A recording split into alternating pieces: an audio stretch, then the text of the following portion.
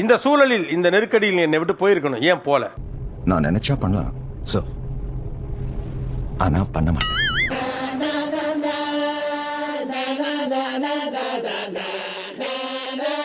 அந்த பொண்ணு இப்படி இருக்கு, எதுக்கு உனக்கு அந்த பொண்ணு வேணாம் அப்படின்னு நிறைய வந்து பேரண்ட்ஸ் சைடே வந்து கேட்டு எல்லாமே இது பண்ணாங்க.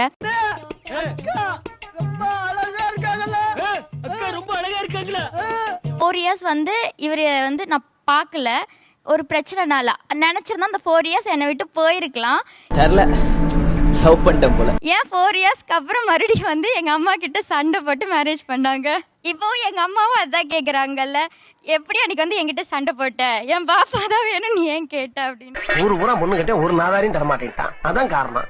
எங்க வீட்லயே என்ன ஏன் கல்யாணம் பண்ண உன்னை கேட்டிருக்காங்க, என்ன ஏன் கல்யாணம் பண்ற, உங்க வீட்லயே கேட்டிருக்காங்க. ஆனா நான் இவ்வளவு டார்ச்சர் பண்ணி நான் பிசினஸ் லாஸ் ஆகும்போதெல்லாம் உன்னை நான் பண்ணாத டார்ச்சர் கிடையாது.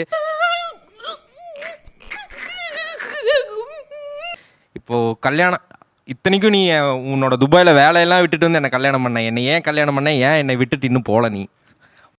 உனக்கு எப்படின்னு தெரியல, ஆனா எனக்கு உன்னதான் ரொம்ப பிடிக்கும். இப்போ ஃபர்ஸ்ட் நைட்டு நாங்கள் உள்ளே போகும்போது கூட யார் அவ டெய்லி பார்க்குறோம் தானே, அந்த மாதிரி தான் ஒரு ஃபீல் தான் எனக்கு வந்துச்சு. இவ வராங்களா சார், சிரிக்காதீங்க.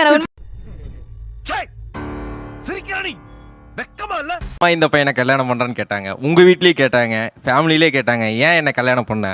ஏன்னா அவர் என்ன லவ் பண்ற அளவுக்கு என்ன வேற யாரும் லவ் பண்ணல.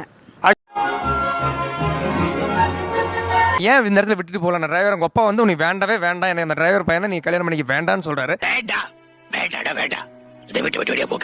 அந்த இடத்துல வந்து நீ விடாப்புடியா கை பிடிச்சி நம்ம ஓடி போய் கல்யாணம் பண்ணிக்கலாம் அப்படின்னு அவங்க சொன்னாங்க.